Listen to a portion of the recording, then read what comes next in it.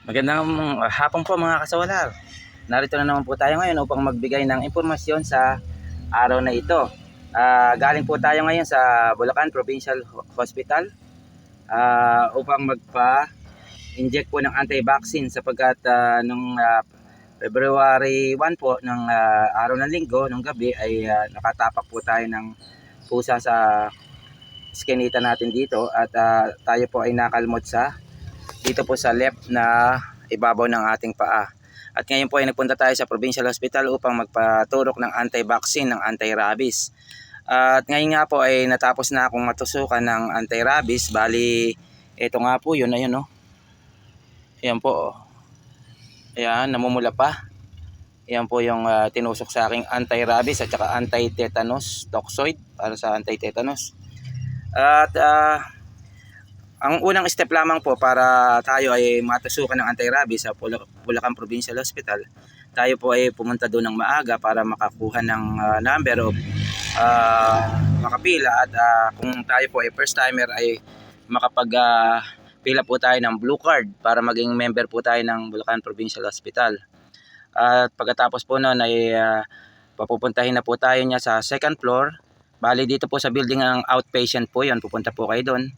At kayo po ay magpapasa ng ID nyo. At may papapill upan po sa inyong form doon. At i-assess po kayo doon sa loob ng room 206 kung kayo po ay first timer na magpapabakuna ng anti-vaccine, ng anti-rabies o kaya po ay dati nang natusukan. At i-assess po kayo kung anong category po kayo. Pagkatapos po ay ipapasa po niya kayo sa kabilang table para ma-assess po kayo at bibigyan po kayo ng form para sa malasakit center. At pipilapan niyo po doon at ipapasa. Papaserox niyo po yung mga form na binigay po sa inyo doon sa room 206. At pagkatapos niyo pong mapaserox ay ipapasa niyo po yun sa malasakit center. At tapos yung form po ng malasakit center, pag na-fill upan nyo na po ay i-approve po yun ng malasakit center para wala po kayong bayaran. At pagkatapos ay papupuntahin na kayo ng malasakit center sa pharmacy para kunin nyo na po ang tetanus toxoid at karayom na ipantutusok po.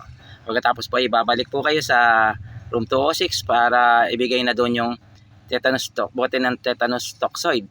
At pagkatapos po ay sasabihan kayo na ibigay yung number sa katapat na room para hintayin tawagin ang pangalan nyo at itusok na sa inyo ang first dose ng anti-rabies at tetanus toxoid. Bali po sa mga first timer, i-assess po kayo para malaman at kung anong category kayo. Tapos bibigyan po kayo ng 3 dose ng anti-rabies. Kayo po ay babalik ng 2 beses after nyo pong matusukan ng first dose ng tetanus ay ng anti-rabies. At kayo po ay pag-obserbahin ang pusa o aso na nakakagat sa inyo. Kung ito po ay buhay after 14 days ay 3 tusok o dosage lang ang anti-vaccine ng anti-rabies. Pero kung ito ay namatay o nawala o kinatay ay babalikin po kayo sa pang-4 na dosage ng anti-vaccine ng anti-rabies. Opo. Sa mga natusukan naman ng mga anti-rabies na dati na nakatatlong tusok, ay booster na lamang po ang ibibigay sa inyo.